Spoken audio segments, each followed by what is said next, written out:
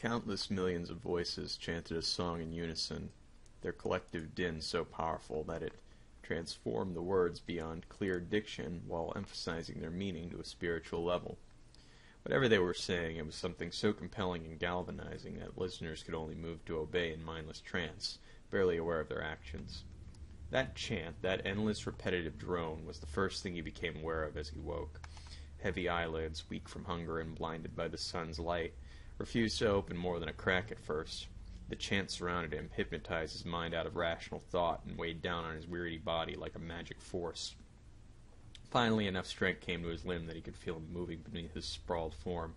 Though still echoing onward, he noticed the chanting had faded, its volume diminished along with its influence.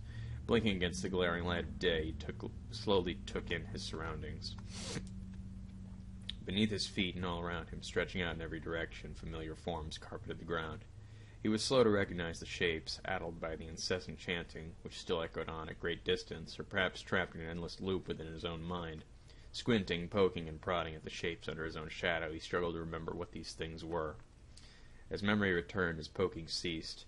His eyes widened slowly as he stood up as tall as possible, wishing to pull away from everything around him. He was standing atop a pile of bodies, the bodies of his own people. Long, thin limbs stretched out at awkward angles, unblinking eyes baked in the sun's light. Mouths hung open or formed flat, expressionless lines. Hot, sweaty panic spiked and broke into an icy, shivering dread. There was no place to put his feet without stepping on another body. No bare patch of earth, not a single blade of grass. Twisting and turning every which way, he saw the only objects that broke the field of the dead, the towers soaring up into the sky. All hazy weakness forgotten, his mind, now shocked to a desperate sharp point, began to recall things. The tower closest to him triggered a memory. He had been there this last weekend. They'd all been there, alive and well, celebrating a massive gala of debauchery. The cool air of the night and light of the moon had given him a sense of excitement and purpose. During the day he laughed and bounced from one group of friends and friendly strangers to another. He made love until he spent and gorged himself until he was stuffed. He had felt alive as if for the very first time. They all had. Chatting, dancing, jumping, and singing. They cavorted in a display of joy and love that he had hoped would never end. What had become of all that good cheer? What terrible tragedy had reduced so many happy revelers to this lot of corpses? With no living thing in sight to ask, the lone survivor felt his only hope was to seek out answers at the tower. Gruesome though the thought of walking across countless bodies was, he could not bear to stand in the midst of death forever. While taking pains to avoid looking down at the faces of those he tread upon, the loner trudged hurriedly toward his destination, choking back sobs of sorrow and disgust at every step. Reaching the base of the tower, he did not hesitate to begin climbing, grabbing at any crack or ledge for a handhold or place to step. Eagerly did he pull himself up and away from the sea of bodies. Searching along the width of the tower, he found nothing to answer his one burning question. Nothing but cracked, uneven wall. So higher he climbed. The tower's steep side was no easy hike. At times the survivor had to pause for a rest.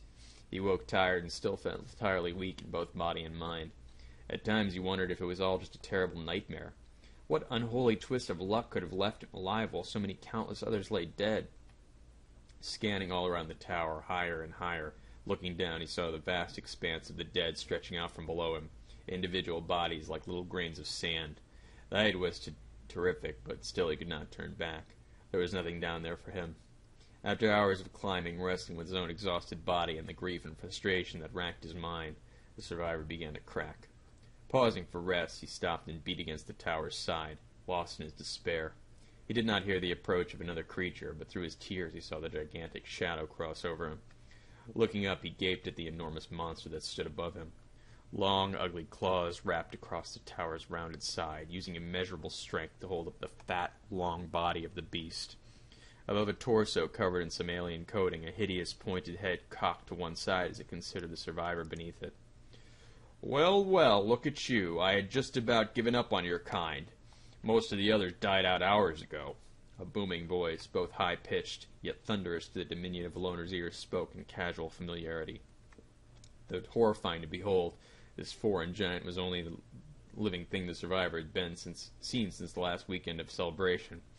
Blowing through his own shock and fear, he stammered out the agonizing question he wanted answered so badly. What happened? Why are they all dead?" He trembled in the shadow of the creature as it loomed over him. studying it with carefree curiosity. "What happened? Well, you all came here, you made it, and you died. It's all quite natural. Why, you ask? Circle of life, I suppose," the monster answered happily. Struck by the short and sensitive answer, the loner felt anger overtake his terror. The countless millions, once laughing, loving, and singing, now lay dead. This beast had no sympathy, no interest, not even respect. It was all the spark needed to set aflame the bedraggled soul of the mourning survivor. Circle of life! What kind of ridiculous life is that? We are born into this world to know joy and excitement, make merry and find love, and in an instant it all ends? We're struck down without warning, without reason or explanation? What cruel god or godless world would orchestrate such a life? At this the giant balked. Its giant head reared back in surprise, then cocked to the side again in thought. Beady eyes scanned the sky and the carpet of dead bodies below, looking back to the tiny little thing hanging onto the tower's side in its shadow. The loner panted, furious, glaring up at the large animal, vehemently willing to answer. "Well," the monster said thoughtfully, "there's no telling why some lives are longer than others, why some live and others die.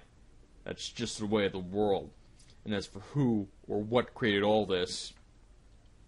The great beast paused, thinking.